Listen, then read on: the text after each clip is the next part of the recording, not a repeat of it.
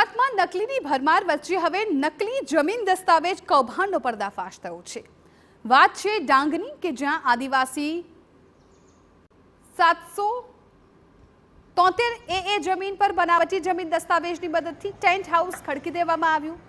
આહવાના બારીપાડા ગામે survey number 121 વાળી જમીનને બિનખેતી કરવાની પ્રક્રિયા દરમિયાન જમીનના દસ્તાવેજો નકલી હોવાનો ઘટસ્ફોટ થયો। બારીપાડા ગામમાં નિર્માણ થઈ રહેલ સનરાઈઝ રેસ્ટોરન્ટ અને રિસોર્ટના સંચાલકો દ્વારા જમીનની બિનખેતી માટેની પરવાનગી લેવા અંગે કોઈ પણ અરજી કરવામાં નહોતી આવી।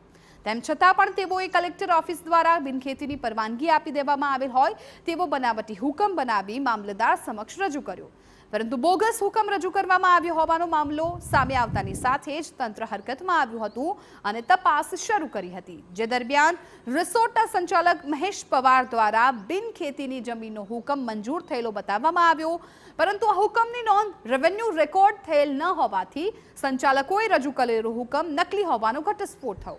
સમગ્ર મામલે સર્કલ ઓફિસરે સાપુતારા પોલીસ મથકે 5 ઇસમો સામે ફરિયાદ નોંધાવી।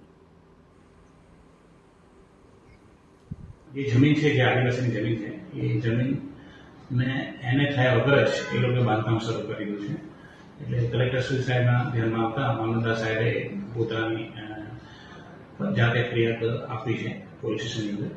એ પૈકી 5 જેટલા આરોપીઓ ભેગા મળીને જે એનએનો જે ઓર્ડર છે એ ડુપ્લિકેટ તૈયાર કર્યો છે, ફેક કોર્સ તૈયાર કર્યો છે અને જમીન એને થયા વગર જ બાંધકામ એમણે શરૂ કરી દીધું છે।